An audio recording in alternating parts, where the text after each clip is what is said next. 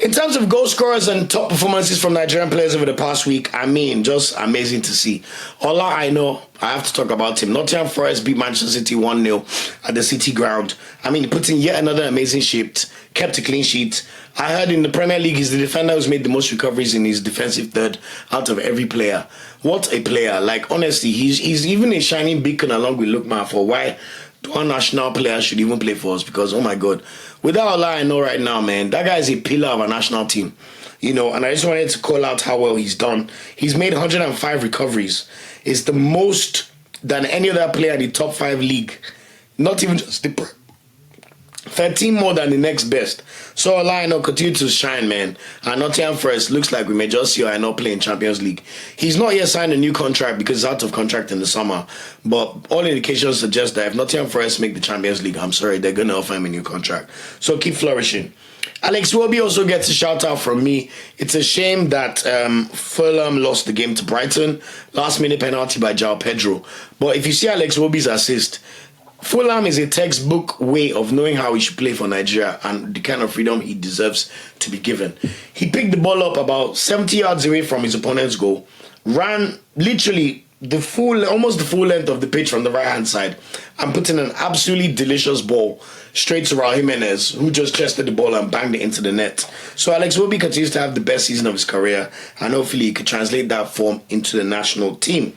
I also have to shout out Ademola Lookman, you know, Adebobo. I don't know if anybody watches Serie A, but my God, they had probably one of their best performances ever in Serie A on Sunday. They went to Juventus, to the Alliance Stadium, and beat Juventus 4-0.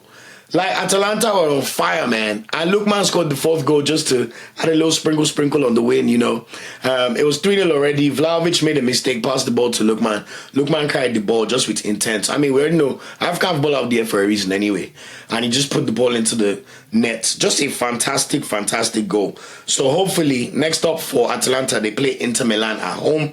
So that's a great opportunity for them to make up some ground in the title race because they're only 3 points behind. And best believe the Serie A title race is going to go all the way down to the wire. So shout out to Ademola Lookman. Christian Uche as well, he needs to get a shout out for his performance for Getafe over the weekend. Atletico Madrid were winning 1-0 until the 87th minute, and then Angel Correa got a red card. And then one of the midfielders, he has an interesting name, Amrabini.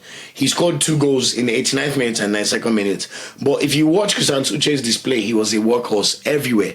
Powerhouse, just phenomenal player. Eric Chelle needs to come and explain why Christian Uche is not in that squad, because honestly, hand on heart, it makes no sense to me. But keep doing your big work, Christian Uche, and I promise you, there's AFCON at the end of this year. Just keep shining. You're making yourself too good to ignore. And yes, there's going to be qualifiers in September and October. So just allow this one. Let NFF come and explain what's happening now. There'll be friendlies in June, so let's see what happens. But Christian Uche continues shining. Umar Sadiq, I've been a critic when he has not been performing. But when a player is shining, we all want Nigerian players to do well. We must also praise them for their success. Umar Sadiq scored yet again for Valencia as they beat Real Valladolid 2-1 to move off the relegation zone. He scored the winner for Valencia. It was 1-1, and he scored a fantastic goal. The ball was hit, long ball. He chested it. Initially, his first touch was bad, and it looked like goalkeeper was going to get in before him. But just sheer determination, he just poked the ball and smashed it into the net.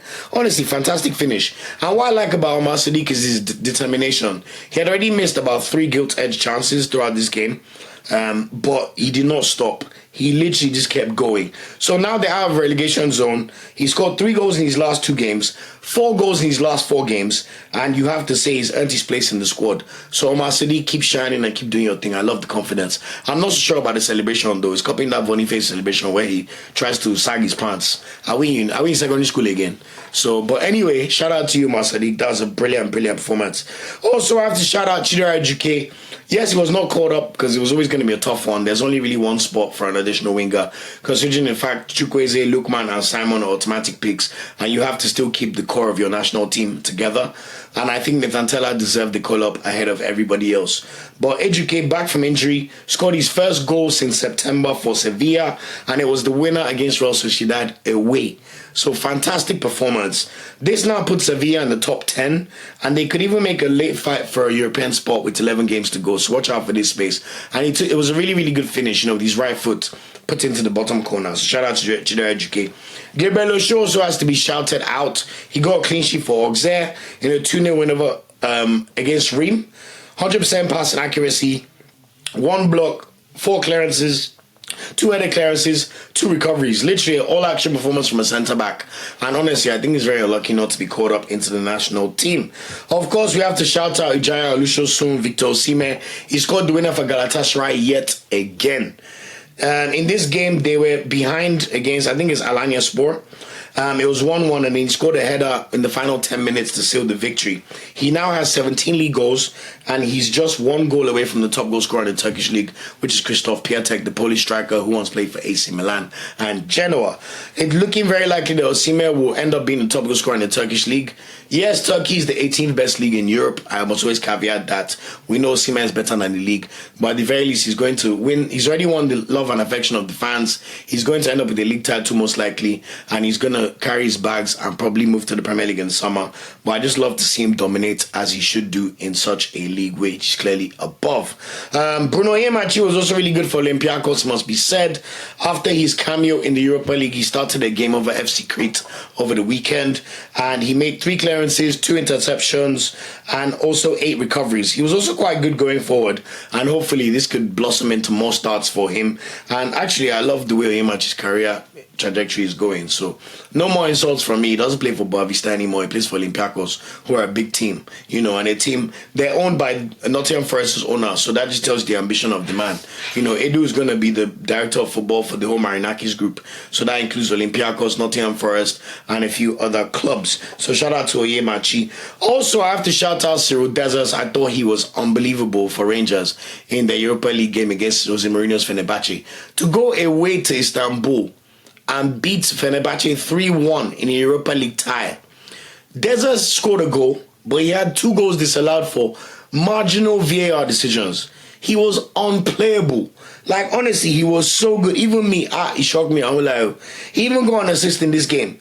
Like, he was fantastic. So shout out to Cyril Dessers. I'm very, very unlucky not to be called up for the national team. I think it's the strength of the league that probably cost against him, but you could also argue he could have been called up ahead of Aroko Dare, but I'm not here to dull anybody shine. Either of them would have still sat on the bench for Osimhen and co. And then also Stanley Nwabali, even though his team lost 1-0 to Orlando Pirates, he made 7 saves to keep the scoreline quite close. And of course, he's our national team number 1. So whenever Stan Nwabali does well for Nigeria, we're obviously very, very pleased and happy to see.